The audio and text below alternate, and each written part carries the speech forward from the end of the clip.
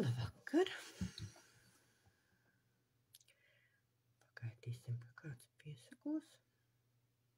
Ja piesakos. Ja ne, tad runāsim tāpat.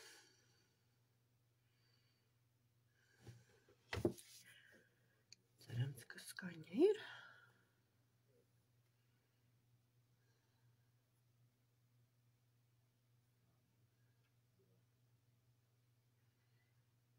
Labvakar. Tam, kurš skatās, Ingai. Šodien stāstīšu par kanēli. Kā jūs ziniet, kanēlis ir garšviela, kuru izmanto gan konditorijai, gan kulinārijai, gan arī ārstniecībai, kā izrādās. Tātad par kanēli. Kanēlis pirmo reizi tika minēts Ķīnas rokrakstos ap 5. gadsimtu pirms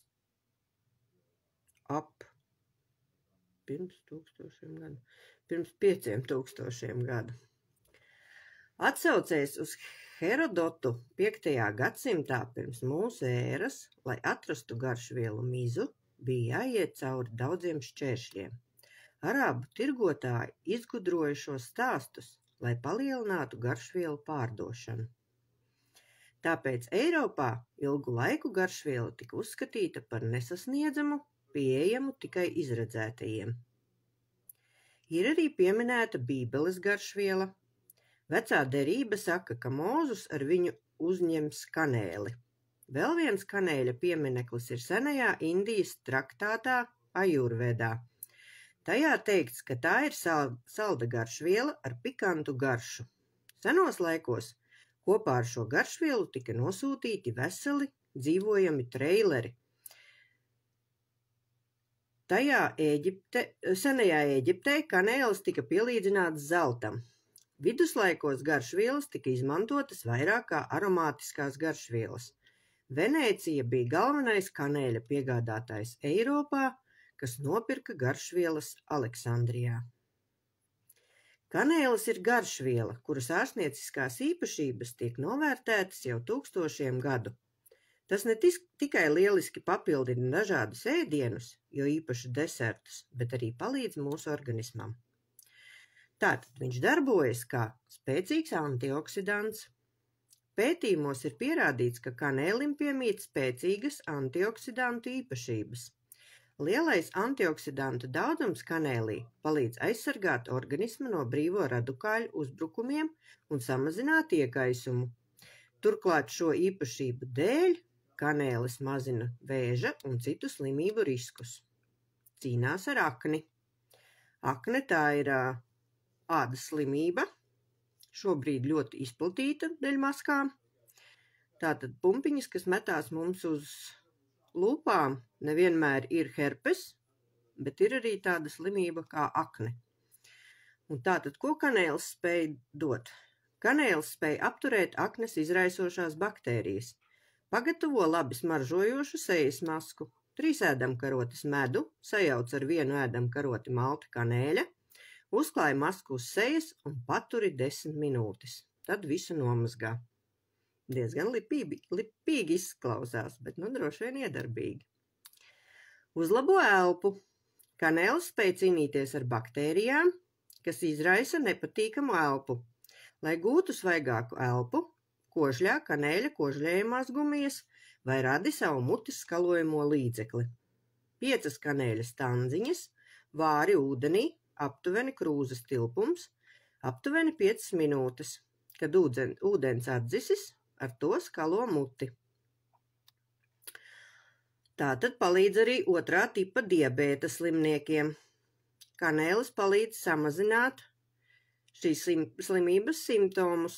Saskaņā ar certificētu uzturu speciālistu Loriju Kenjonu, kanēlis palīdz šīs slimības gadījumā 2 veidos. Tas samazina asinsspiedienu un pozitīvi ietekmē 2. tipa diabēta slimnieku asins paraugus.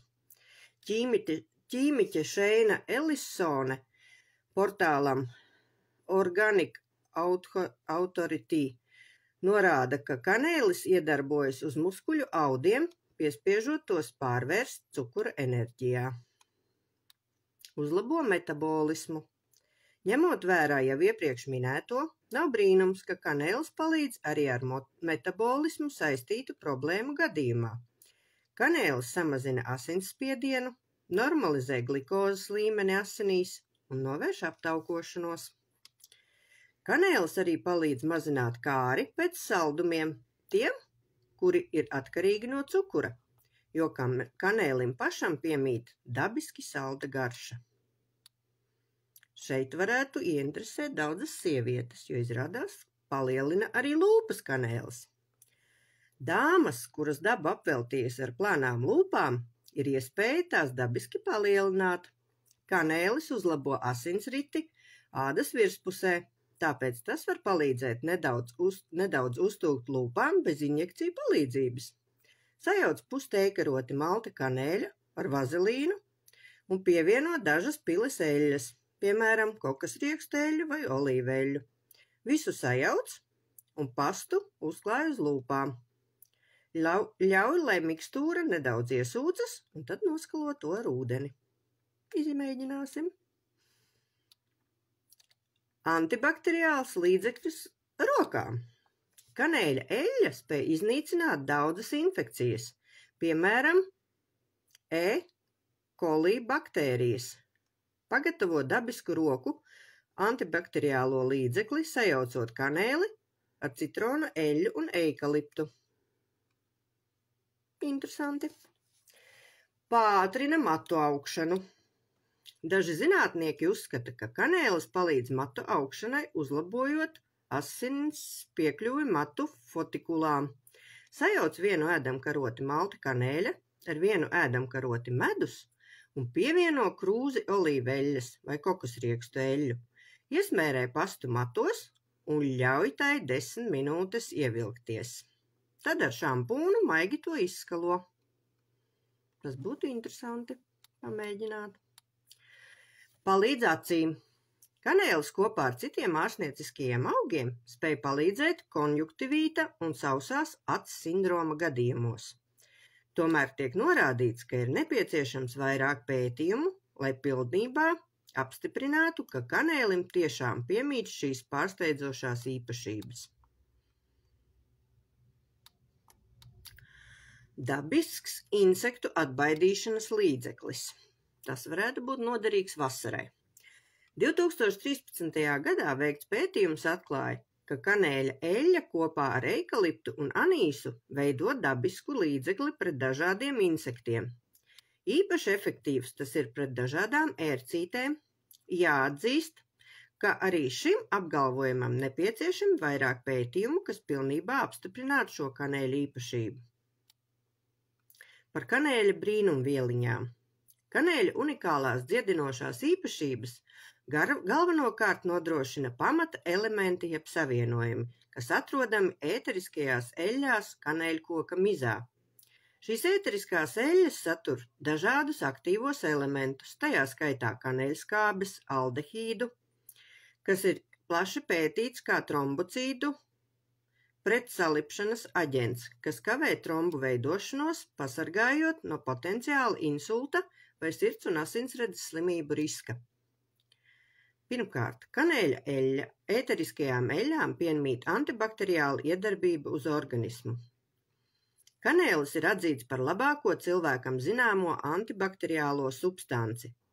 Ir pierādīts, ka kanēļa izmantošana uzturā samazina nelabvēlīgo baktēriju daudzumu un kavē to vairošanos, kā arī tas ir efektīvs līdzeklis cīņā pret sienītes infekcijām. Tas ir lielisks līdzeklis jebkuru parazītu iznīcināšanai un novēršanai, mutes dobuma veselībai, ādas problēmu ārstēšanai un aknei. Šī man ir cita informācija mazliet, bet te skatos arī ir, ka palīdz diabēta, sevišķi 2. tipa slimniekiem, padarot šūnas insulīna uzņēmīgas. Diabēta gadījumā šūnas nereaģē uz aizkuņģa izdalīto hormonu insulīnu, kas atbild par glikozes iekļūšanu šūnās, tādējādi apgādājot organismu ar enerģiju. Pētījumos atklājies, ka kanēlis ne tikai stimulē insulīna receptorus šūnās, bet arī kavē enzīmus, kas deaktivizē šos receptorus. Kanēļa ēteriskās eļļas uzlabo smadzeņu darbību.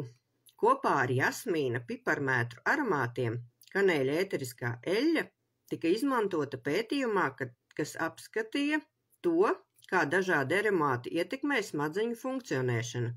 Pierādījās, ka tieši kanēļa aromāts veicina uzmanības procesus, uzlabo koncentrēšanās spējas un atmiņu. Ir veikti daudz pētījumu par kanēļa ietekmi uz anormālām ķermeņa šūnām, jeb vēža šūnām. Līdz šim pētījuma rezultāti liecina par to, ka kanēļa lietošana samazina vēža riskus, kā arī neļauj attīstīties un vairoties neveselajām vēža šūnām, atstājot veselās šūnas neskartas. Atvieglo artrīta un locītavu sāpes, kā arī citas hroniskas iekaisuma slimības.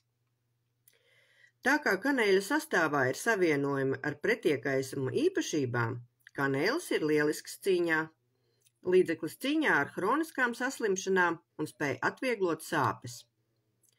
Kanēlis ir lielisks antioksidants, kas palīdz cīņā pret brīvajiem radikāļiem. Kanēlī esošais aktīvais savienojums sinameldehīds palīdz balansēt hormonus un kopā ar mangānu, tas ir minerāls, kas kanēļa saturā ir visvairāk salīdzinot ar citiem elementiem, samazina krampjus un garastāvokļa svārstības, tādējādi samazinot simptomus. Kanēlis palīdz atbrīvoties no liekā svara, attīrot zarnu traktu no nelabvēlīgajiem mikrobiem, baktērijām un toksīniem, uzlabojas gremošana un ķermenis dabīgā ceļā spēj atbrīvoties no liekajiem kilogramiem. Savienojumā ar veselīgu dzīvesveidu un uzturu svara samazināšanās, lietojot kanēli, terapeitiskos nolūkos ir garantēta. Kanēlis ir viena no enerģētiski sildošajām garšvielām, kuru jo īpaši ieteicams lietot ziemas augstajos mēnešos, kas sasildītu sevi gan fiziski, gan enerģētiski. Kanēļa garšu un aromātu piešķir ēteriskā eļļa. Tālūk. Tāds lūk interesants ir kanēlis. Mēs tik daudz visu, ko lietojam, bet mēs nezinām, ka tas viss ir mums veselīgi izrādās. Un šodien es vēl jums gribētu pastāstīt par tādu vienu brīnumu ogu, kas ir upene. Mēs taču visi pazīstam upenes, vai ne? No bērnības es jums varu pastāstīt, ka man upenes šausmīgi negaršoja. Tas ir slikts vārdu salikums, es zinu, bet es arī stāstu, kā ir, un man ļoti nepatika ne konfektes, ne limonādes, kur ir klāta upene. Bet ticiet vai ne? Pēdējos kaut kādus 4-5 gadus, kopš es sāku vairāk interesēties par augiem, un kad es uzzināju, cik daudz tā mazā odziņa satur, mēs arī tagad pārvācāmies, kur šeit dzīvot, mums ir ļoti liela upeņu krūmi ar milzīgām upenēm. Un tikai tagad es viņas sāku ēst, tā kārtīgi, man viņas sāk iegaršoties. Droši vien tāpēc, ka viņas tik labas ir. Upene ir daudzgadīgs jāņogu dzimtas krūms.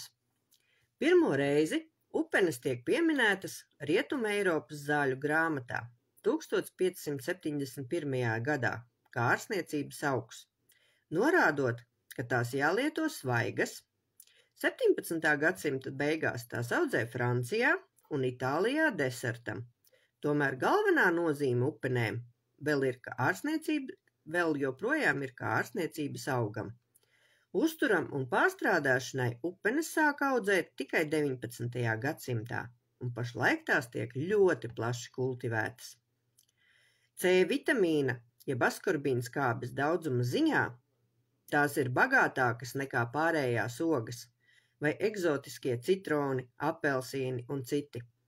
Vairāk askorbīnskābes nekā upeņu ogas satur tikai mežrožīšu augi un smilšērkšķu šķirņas augi. Upeņu ogas satur līdz 16% cukuru. Tad vēl arī organiskās skābes, nikotīnskābi, askorbīnskābi, pektīnvielas, kas ir ļoti vērtīgas, miecvielas, bioflavonīdus ar P vitamīna aktivitāti,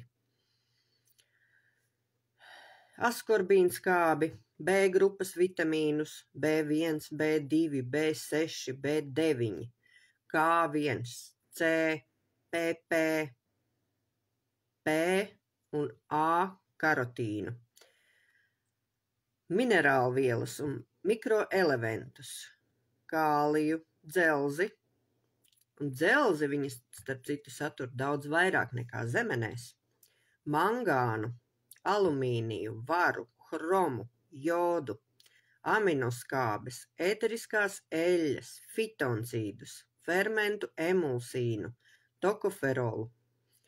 No citām bioloģiski aktīvajām vielām sastopami arī kumarīni un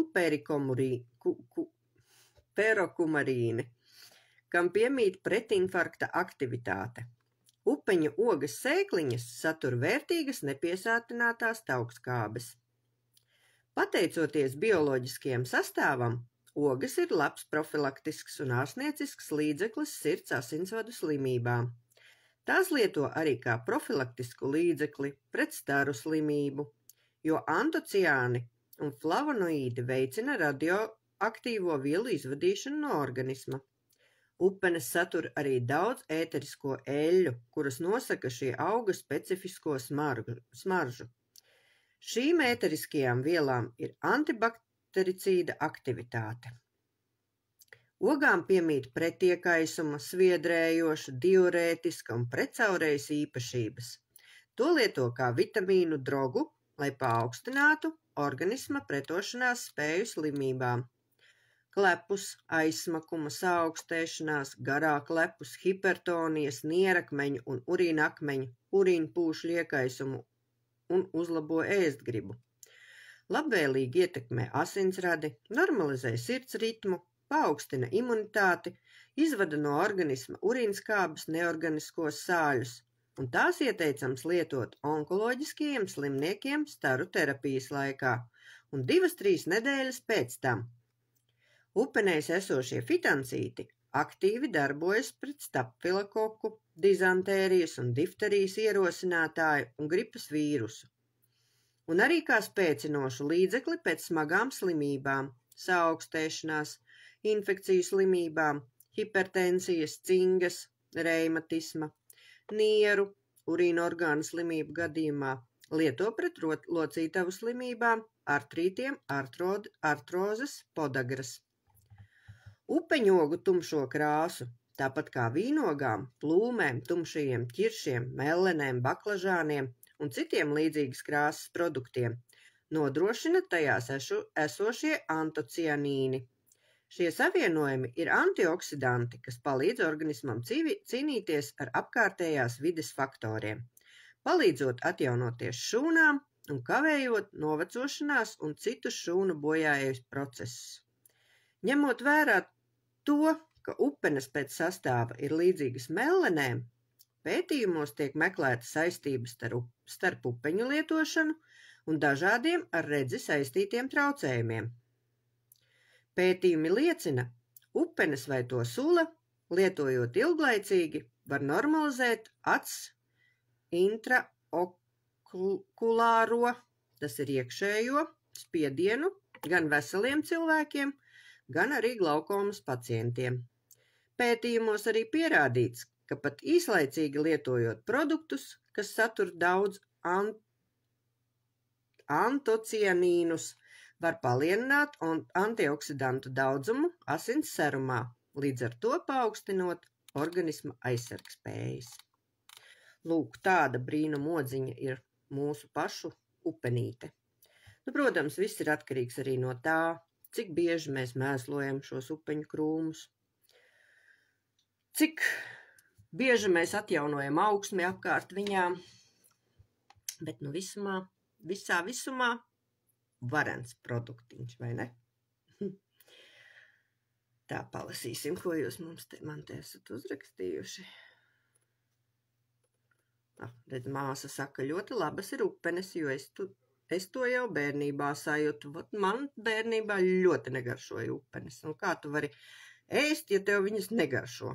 Es saku, es pat neēdu konfektus, kur ir upenes iekšā. Tā kaut kā. Uzrakstiet, vai jums patika. Uzrakstiet atsauksmīti, vai ir interesanti. Un kādu vakaru tiksimies